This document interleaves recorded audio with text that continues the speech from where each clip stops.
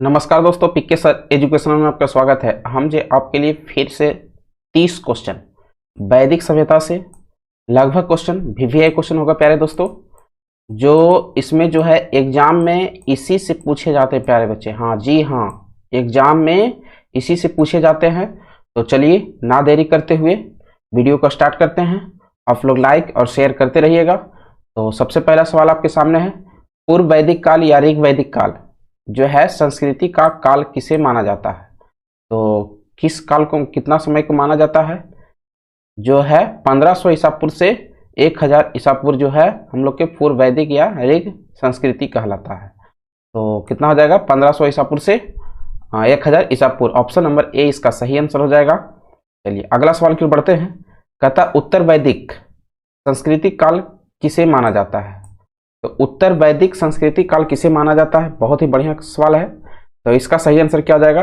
1000 ईसा पूर्व से 600 ईसा पूर्व। आप लोग आंसर दे रहे हैं, बहुत बढ़िया दे रहे हैं। ऑप्शन नंबर बी इसका सही आंसर हो जाएगा।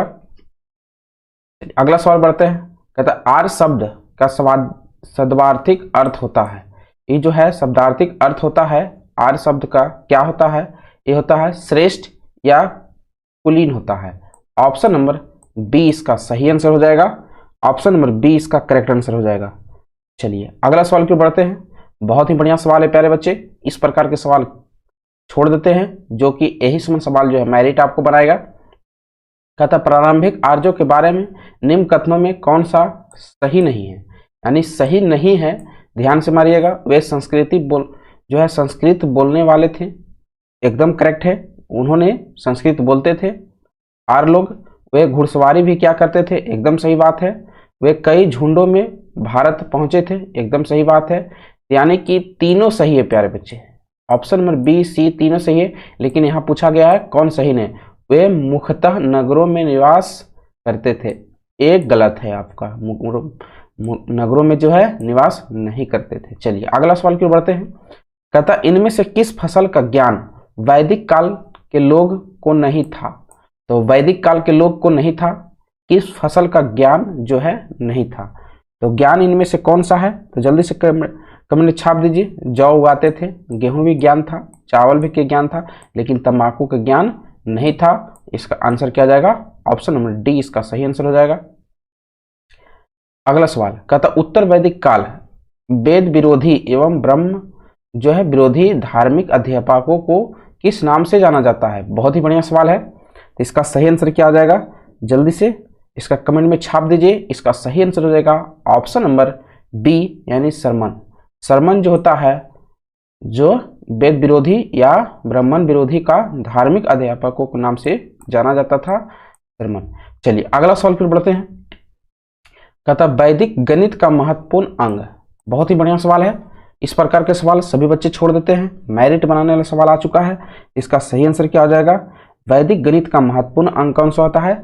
सुलभ सूत्र होता है। ऑप्शन नंबर सी इसका सही आंसर हो जाएगा, सुलभ सूत्र। चलिए अगला सवाल की बढ़ते हैं। अगर जो इस चैनल पर नए आ रहे हैं तो जल्दी से जल्दी सब्सक्राइब करें ताकि वीडियो जैसे ही आप लोग को पास पहुंचे, है ना, शुरुआती में। चलिए अगला, किस वेद में प्राचीन वैदिक युग की संस्कृति के बारे में सूचना दी जाती है? बहुत ही बढ़िया सवाल है। कहता किस वेद में प्राचीन वैदिक युग की संस्कृति के बारे में सूचना दी जाती है? बहुत ही बढ़िया है। इसका सही आंसर क्या आ जाएगा? इसका सही आंसर हो जाएगा ऋग्वेद।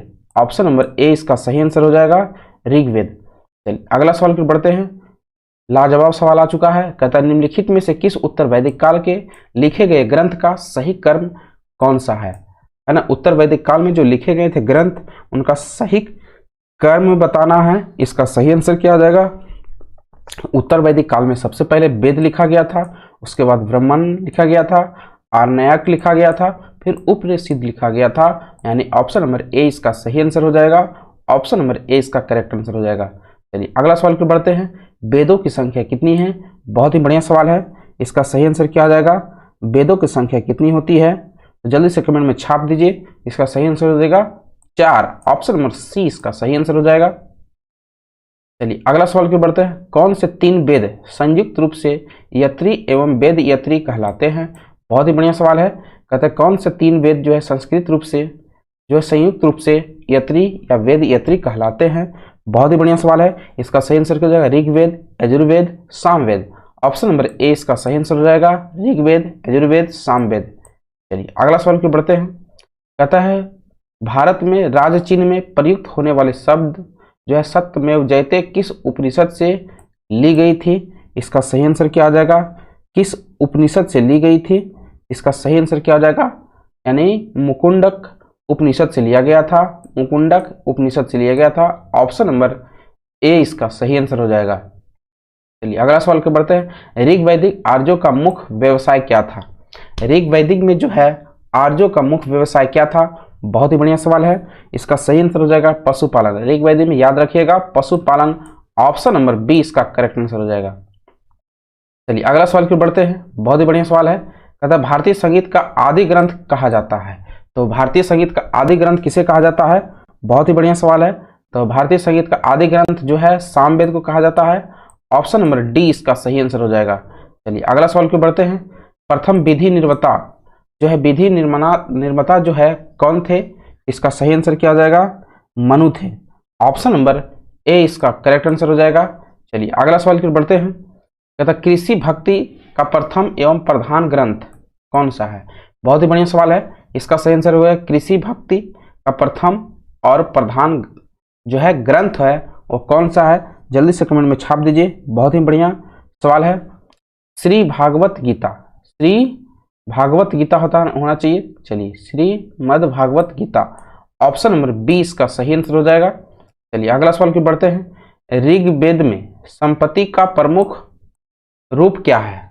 ऋग्वेद में जो है संपत्ति का प्रमुख रूप क्या है? बहुत ही बढ़िया सवाल है। इसका सही आंसर क्या हो जाएगा?